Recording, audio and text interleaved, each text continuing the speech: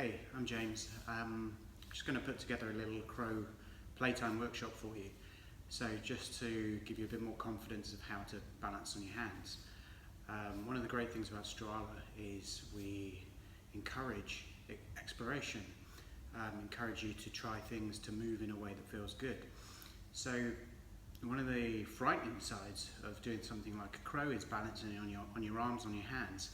That can be quite intimidating. So the way that I lead this in a class is to give people a slower method of finding their balance and their comfort, rather than jumping straight into, oh my God, I need to get my feet off the floor.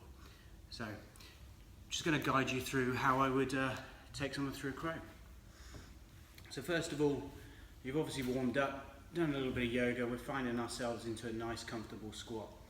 Maybe just rolling around just to open the hips up a little bit more, just nice and easy. We're not trying to push ourselves, not trying to stretch anything too much.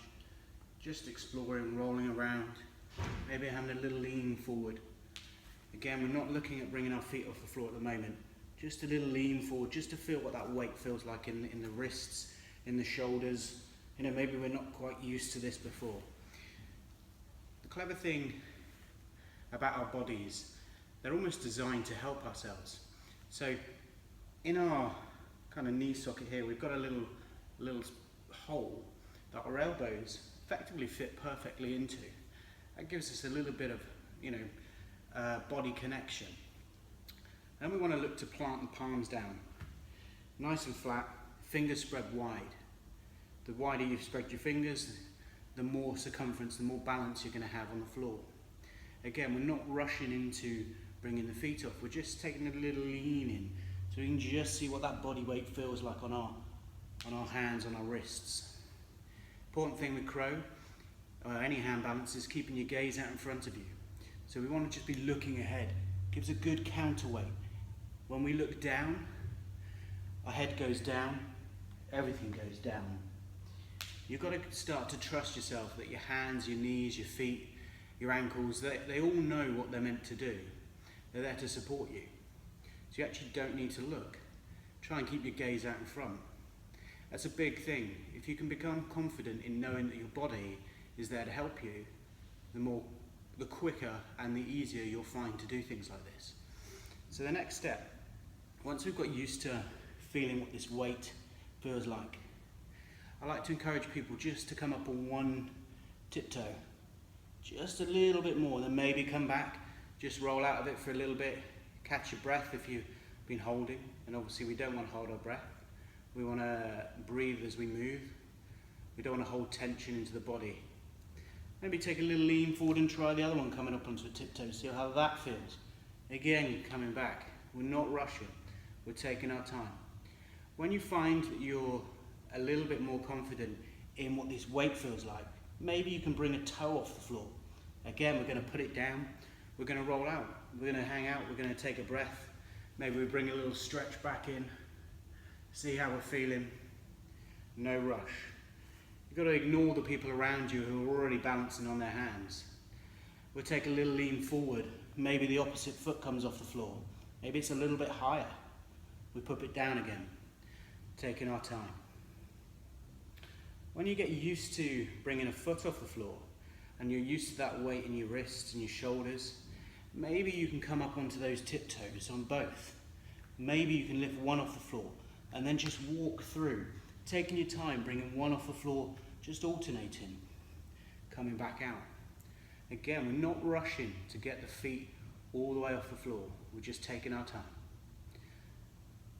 Once you found yourself in a comfortable place, being able to walk between, well, this is my favourite way, my trick, to be able to help people get into crow without, again, thinking about bringing their feet off the floor. So we're just walking, but actually maybe we're giving a little bit of a slow hang there before we put the foot down, and we're just lifting the opposite foot up a little bit quicker.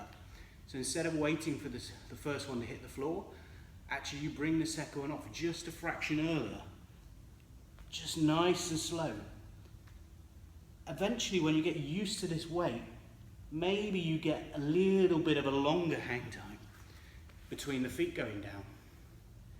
Suddenly you're finding yourself maybe half a second, 2 seconds off the floor with both feet. Again, what we've not done is we've not rushed into, oh my God, I've got to get my feet off the floor. We're taking it nice and slow in stages, getting our body to be used to what we're doing because it's not used to it. So again, keeping those fingers spread wide. There's little sockets with our elbows. Leaning forward, looking forward. Maybe one foot comes off the floor. Maybe the second one comes off the floor.